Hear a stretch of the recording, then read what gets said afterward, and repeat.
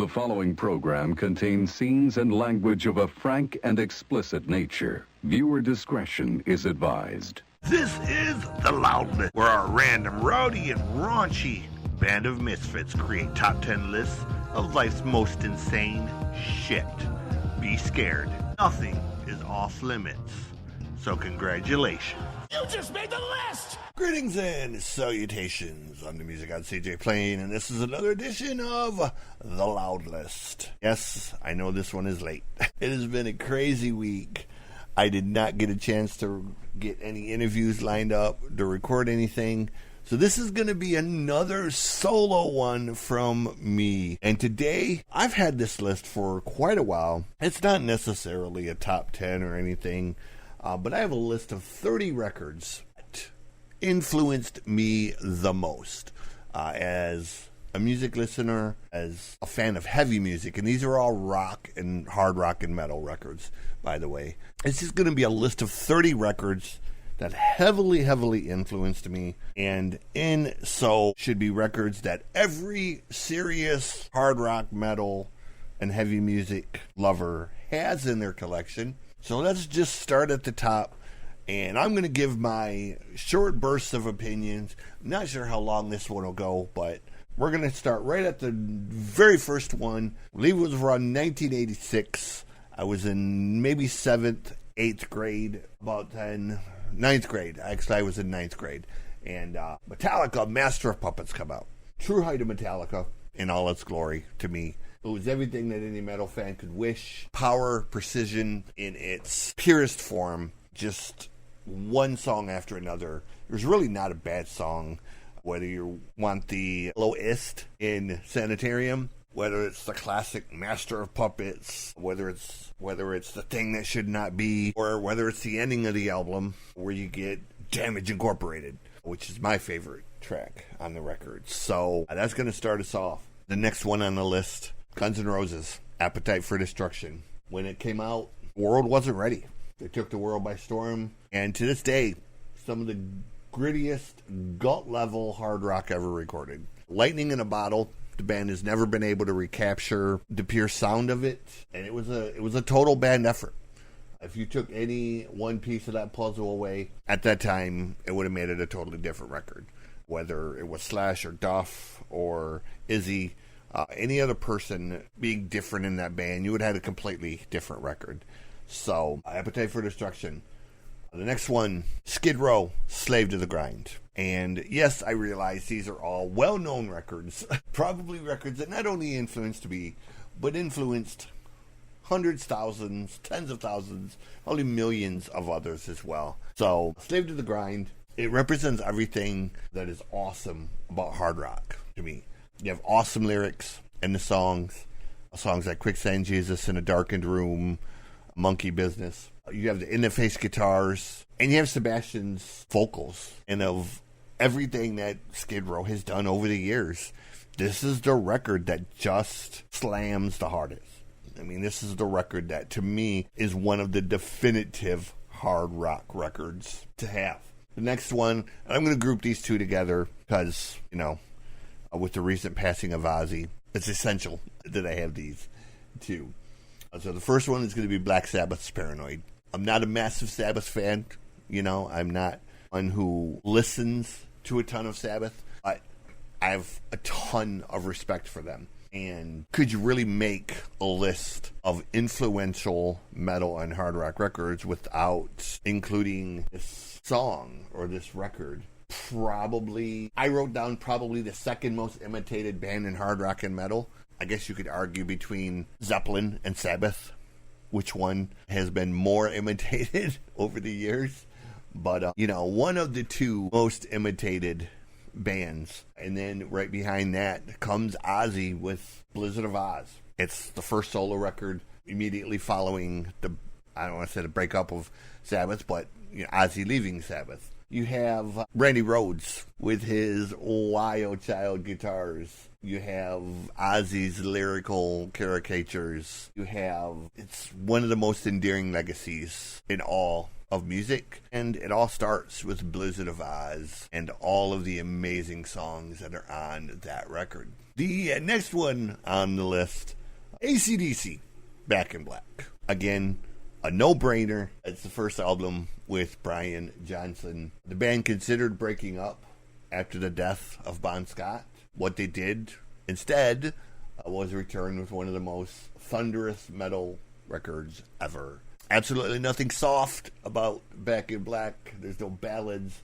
It's a foot-stomping, punch-your-mother-in-the-face rock and roll record from beginning to end. It's just that simple. I mean, they're not trying to be cutesy, smart, or anything else. AC/DC has never tried to reinvent the wheel. It's just 3 chords, kick you in your balls, let's blow the roof, no pun intended, off the joint. Next one I have on my list is Def Leppard with Hysteria. CD was essentially the reinvention of Def Leppard. After the early days of On Through the Night and High and Dry and Pyromania, it's 4 years in the making. One of the most anticipated CDs, probably, maybe next to Chinese Democracy. But what the band endured during these 4 years was crazy. You had, Rick losing an arm. They didn't break up, Your typical band would have replaced the drummer. They would have replaced the missing piece at that point, sort of, for lack of a better term. But they sort of, again, reinvented the wheel. And he learned to drum with one hand in the new drum kit and all of that. And they pushed through and created this monster record. One of the most rock-solid collections of songs ever put together. 70 minutes in length. And it's an example of 5 guys that were born to play rock and roll together, for the most part. I mean, it's just still to this day stands up as an incredible collection of songs, whether it's Armageddon It, whether it's Rocket, whether it's Pour Some Sugar on Me, Hysteria, just from beginning to end, this is a solid record. And I know this list is going to jump all over the place. I don't apologize for that. Anyone who knows me knows it was a chore just getting this list to only be within the hard rock and metal genres, because I had a whole bunch of shit that I added to this list in the beginning. Bob Seger, Boston, Air Supply, Meatloaf, just to name a few, Blackfoot, that I was kind of like, okay, I'm getting off topic. So we're going to continue on. The next one, Rage Against the Machine with the self-titled record. I think it was about 91 it come out. 92 maybe. What a debut. I can't think of another debut record that's really kind of kicked my ass the way this one did. I mean, this was just it was just a complete kick to the balls. You had Zach doing what Zach did with the screeching vocals. You had Tom with his guitar. You had songs like Bomb Track and Know Your Enemy that were just monstrous songs that even to this day you can play those songs and they're just, the tone of Tom's guitar is really all there. And while I don't always agree with their political philosophy, that's par for the course for me.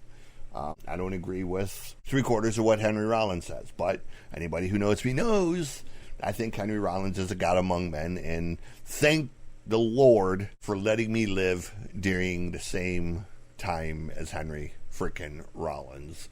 So, yeah. I don't have to agree with somebody. I just got to listen to their music and think, man, that rocks like hell. And yeah, next one is Van Halen, self-titled, Van Halen 1, for the guitar freaks. It's a guitar player's wet dream in a music form. It's from beginning to end, Eddie plays some of the most innovative guitar ever on the CD. And every major guitar player since then has imitated Eddie's style in some way. And good or bad, depending on how you feel about Eddie. This is where it all started. Next one on the list is going to be the second Metallica record, the only band with 2. Immediately following up Master of Puppets, the band put out And Justice for All, which was a major feat after the accident, after losing Cliff, having to hire a new bassist, which was Jason Newsted, and sort of start from the beginning again. And in doing so, essentially created a thunderous, gigantic collection of songs, from the opening riffs of Blackened to the faster than death riff, closing riffs of Dyer's Eve, which is my favorite all-time Metallica song. Dear mother, dear father, what is this hell you have put us through? That's my poor imitation of Metallica.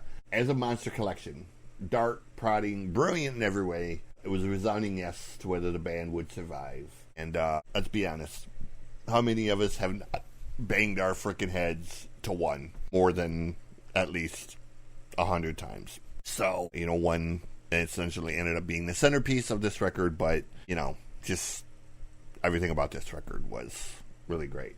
And probably the last great Metallica record.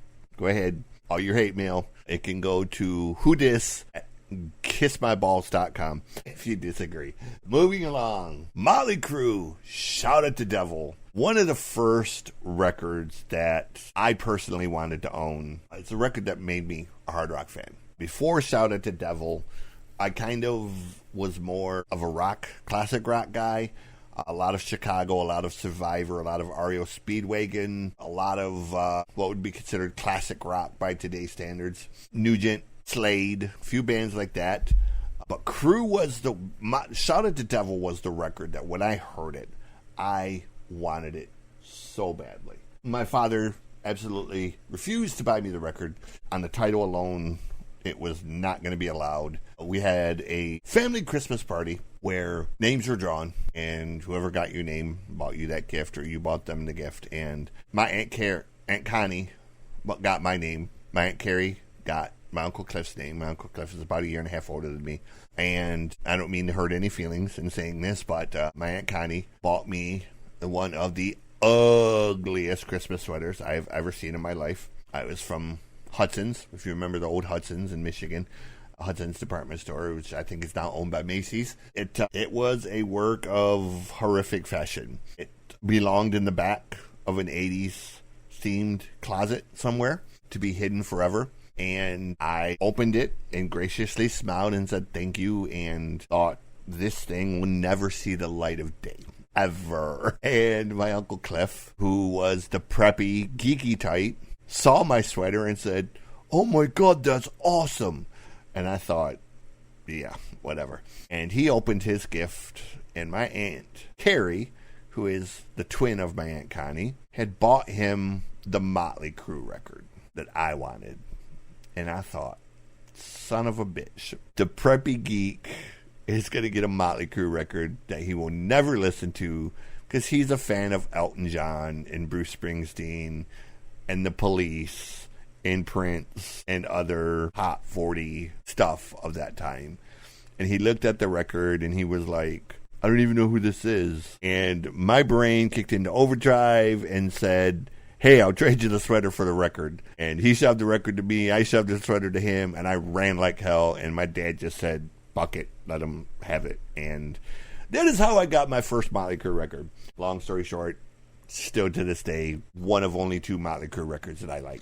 Next one on the list, let's go up to Canada. We have Rush with 2112. Yes. Before this, nothing had really ever been attempted to that degree for progressive rock. Floyd might have done a few things, but not with the heaviness, not with the thunderous approach that Rush took. They single-handedly took progressive rock and progressive metal to a whole new level. From the acoustic-sounding Oracle to the metallic-sounding The Temples of Syrinx, or Syrinx, however you say it.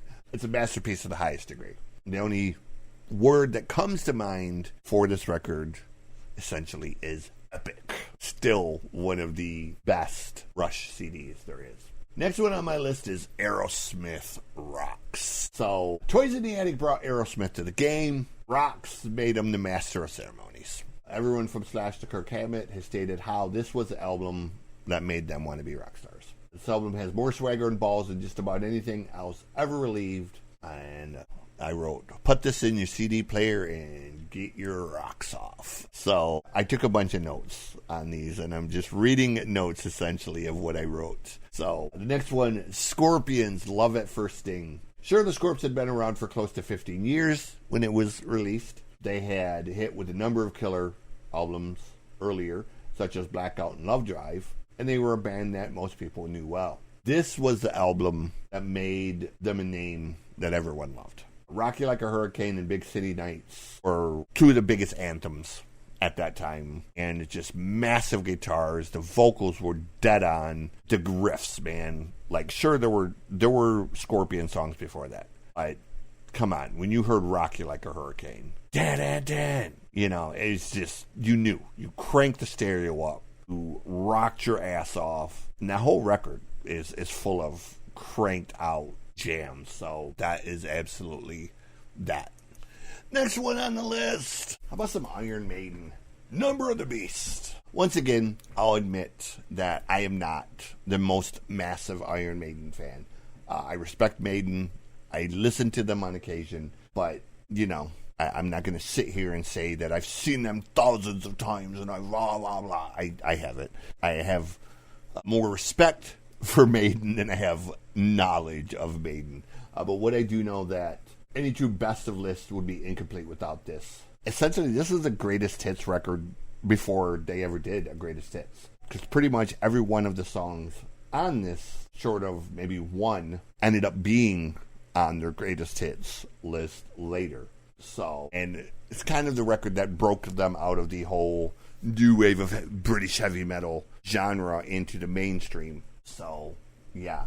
The next one, Slayer, Rain in Blood. What do I really got to say?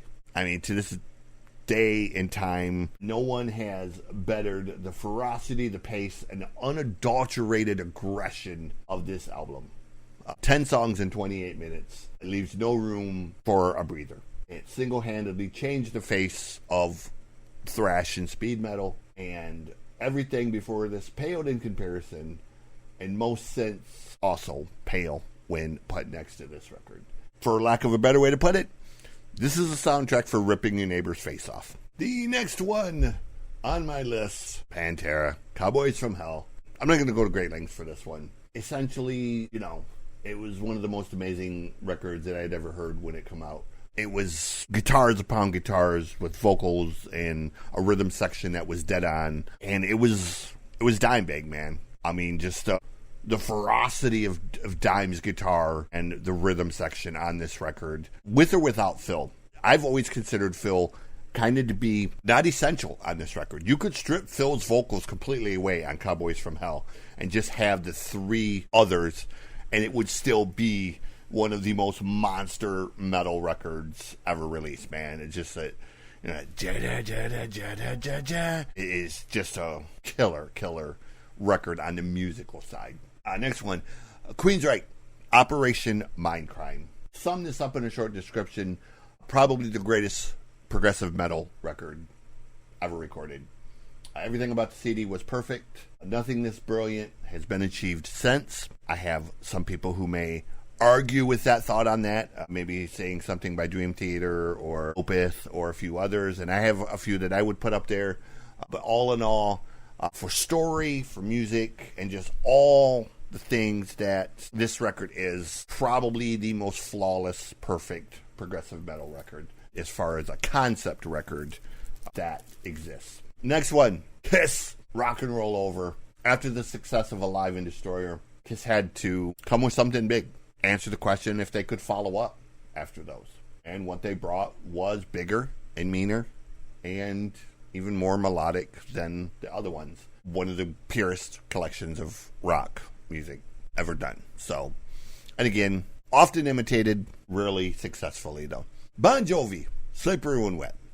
Now I know not everybody's going to like or agree with why this would be on my list, but I remember this CD breaking it all open. You Give Love a Bad Name, Wanted Dead or Alive, you know, there were songs that were massive. They were everywhere. Everybody loved Bon Jovi. Everybody loved Richie. You know, it was a record that tour-wise was everywhere. They took out Alda Nova. They took out Cinderella. They took out Skid Row. So they were not only blowing up themselves, but they were blowing up other bands with them.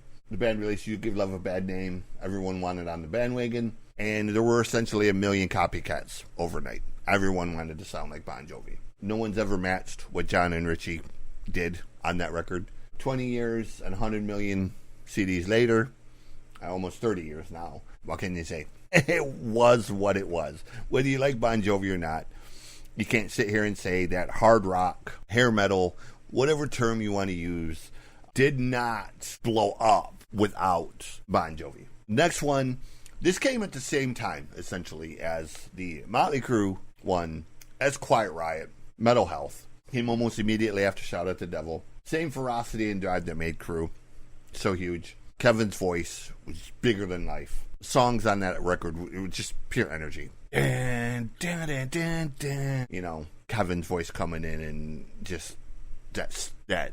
You know, I've often made the joke that Quiet Riot were the greatest Slade tribute ever, and I don't mean that insultingly. Slade were fucking amazing, and Quiet Riot played on that style and made it bigger and even more bombastic than what Slade already was. So I won't say my personal opinions on Kevin because I had some not so good run-ins with Kevin. I respect the hell out of the rest of the guys. I love that Frankie kept that band going until the very, very end. And even after all the guys are gone, Rudy's kind of still keeping it going. So God bless him.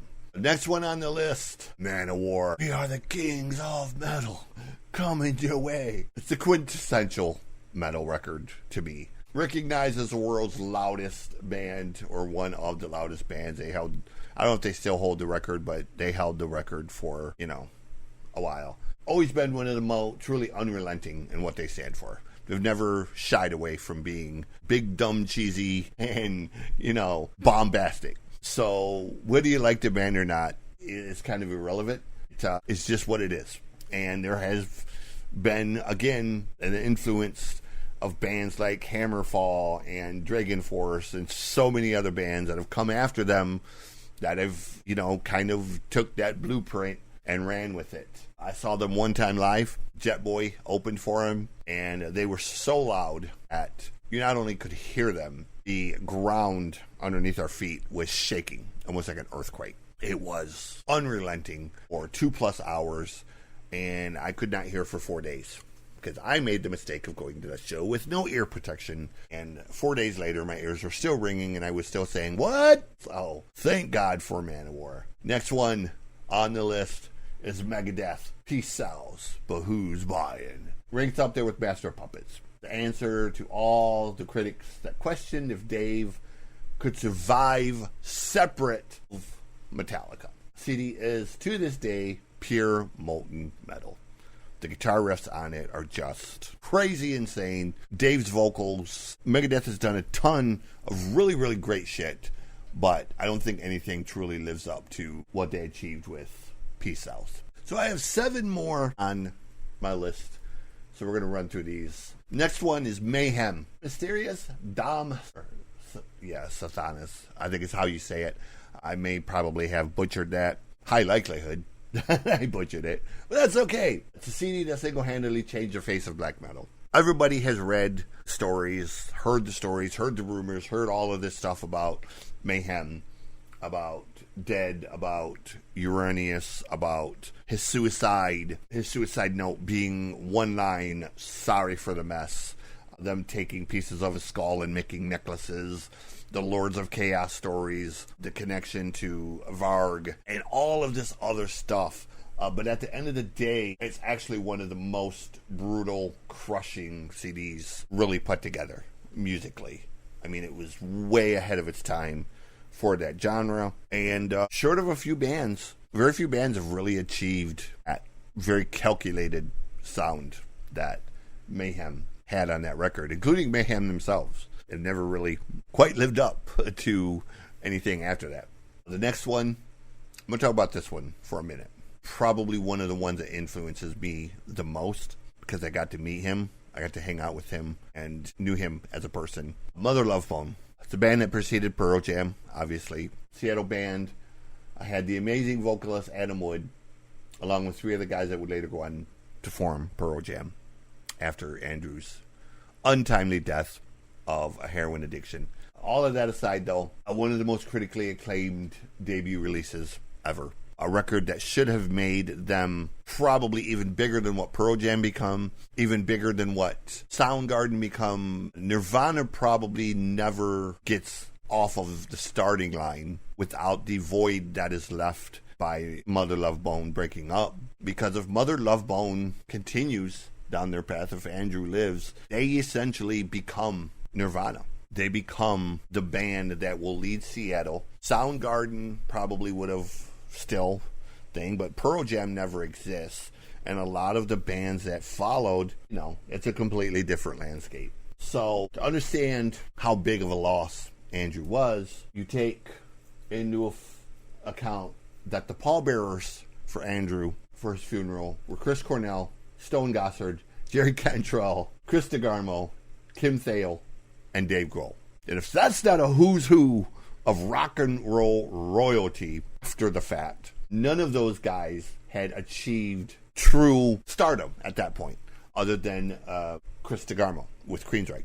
All of those guys went on to be massive stars. Funeral attended by over 1,000 people, and CD stands today as what might have possibly gone on to be one of the biggest bands ever. When you listen to it with Shangri-La, A Man of Golden Words, there's song after song after song on that record. Your brain can't help but wonder what rock and roll music would have been like in the 90s and going forward if Mother Love Bone doesn't lose Andrew. Because it's a game changer. Everything changes. The direction that labels took, everything changes if Mother Love Bone continues forward and all of these other bands don't fall into place where they eventually fell into place. The next one, Twisted Sister with Stay Hungry. I know some people question Twisted Sister's legacy, but what a great way to be represented as a band. I Want to Rock, We're Not Going to Take It, Mr. Howdy, or, it's a price you gotta pay for all the games you want to play. Makes you wonder if it's worth it to carry on. I mean, it's just, of all of the songs on that record, man, that's the one that I think Dee Snider really put his fucking soul into, man. And I know I'm a terrible singer. I apologize for subjecting you to that. But just, what a great record to this day that still holds up. So, next one is Dream Theater. For the Plague Man, you got to include these guys because Planky got me into them. And this is the first record. There's been a ton since, including live shows and other stuff.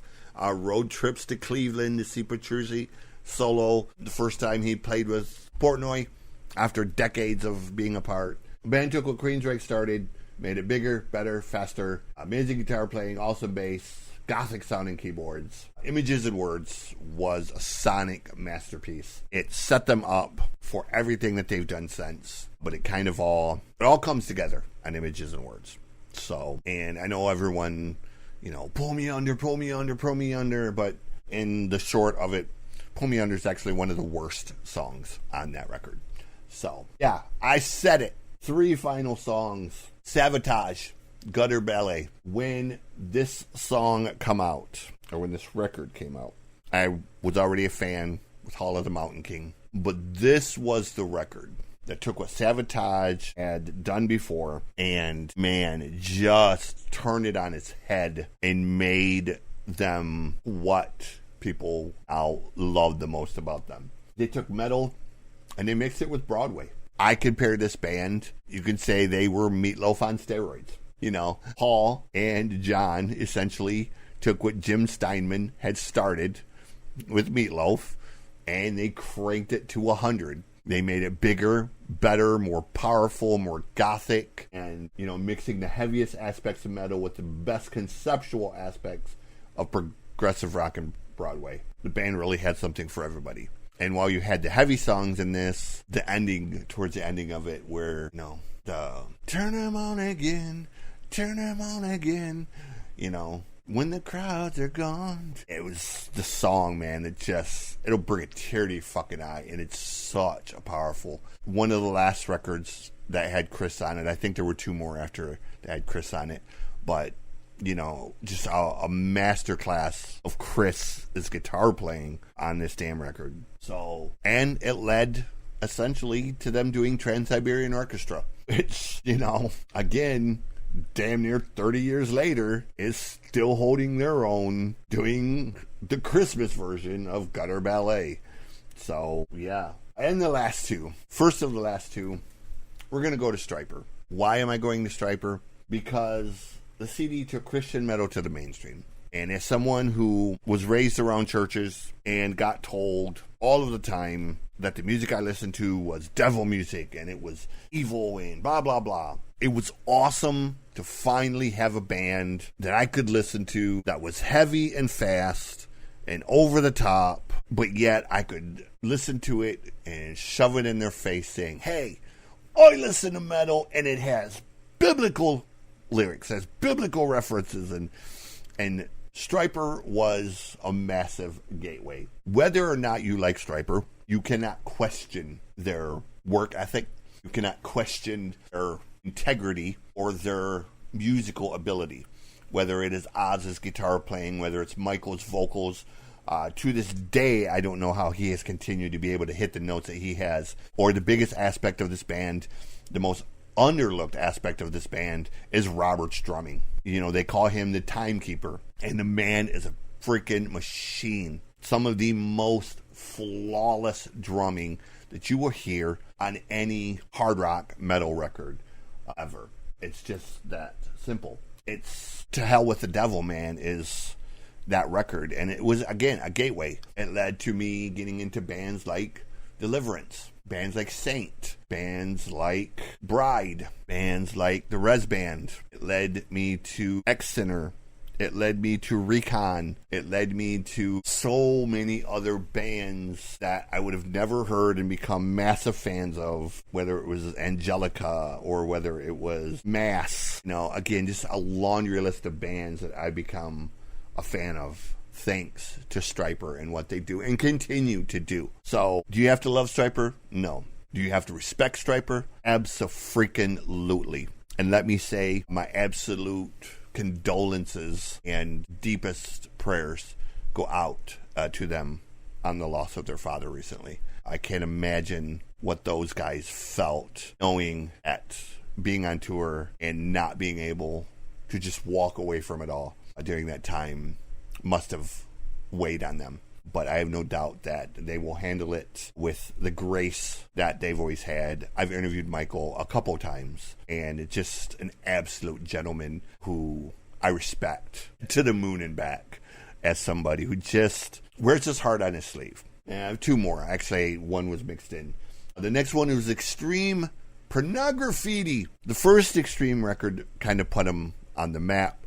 This one just blew the map up. It burst into the scene with Bill and Ted's Excellent Adventure. Do you want to play? And then they just went even bigger on this one. Kind of a concept album, loosely. The Story of Francis. I know More Than Words became the centerpiece of this record and still the song that everyone will kind of gravitate towards. But when you have songs that get the funk out, President, just song after song, you know, Nuno has proven, again, almost 30 years later, that he's still one of the most grossly overlooked, slept-on guitar players. You know, in the guitar circles, yes, everyone knows Nuno. Everybody respects Nuno. Everybody knows how great Nuno is. But in just the kind of overall thing, if people were naming off greatest guitar players, you know, you're going to get Eddie, you're going to get Randy Rhoads, you're going to get Mick Mars, you're going to get this guy, this guy, this guy, this guy. And then way down on a lot of people's list, somebody is going to come in and say, oh, what about Nuno? When the reality is Nuno should be one of the first 4 or 5 people you mention. It's that simple. I mean, of course you're going to name Eddie. And of course you're going to name Randy. And of course you're going to name whatnot. But shortly after those 3, you should hear Nuno's name. He should not be any lower than 4th or 5th on anyone's list. Ever. He's just too fucking amazing. And, you know, a phenomenal singer in his own right, as well as a guitar player. Gary is perfect. Let's not look past Pat as a bass player and backup vocalist, man. Not enough people talk about how fucking awesome Pat is. Because Pat is fucking phenomenal as the third piece to that band that really runs the machine. And the very last one I'm going to bring up, this is actually 31, not 30. The very last one I'm bringing up is Out of the Cellar by Ratt. It ranks alongside Cinderella and Poison as party anthems to the highest degree at that time. Not a huge fan of Stevens' vocals, but I love the music. I love the songs. And whether or not you like the vocals or enjoy the vocals, they go perfectly with these songs. Round and Round, lack of communication, this is just a record of the first degree for that time period. And, they had the looks, they had the swagger, they had all of the right pieces to be exactly what rap was. So that is my list. 31 records that influenced me. With that said, I hope everyone is well. If you want to be a part of this show, The Loud List, you can email me at riotonthesetmedia@gmail.com. We can do a top 10 list of anything that your brain can conceive. I have a pre-set list, but we can also come up with anything, whether it's music, movies, books, pop culture, cooking, baking, whatever. If your brain can come up with any idea for a top 10 list, let's do it. I would love to have you on the show. Come join the loud crowd, as we're known, the people that rotate in and out on here. But with all that said, I hope you're well. So be well, treat each other with kindness, and remember that music heals.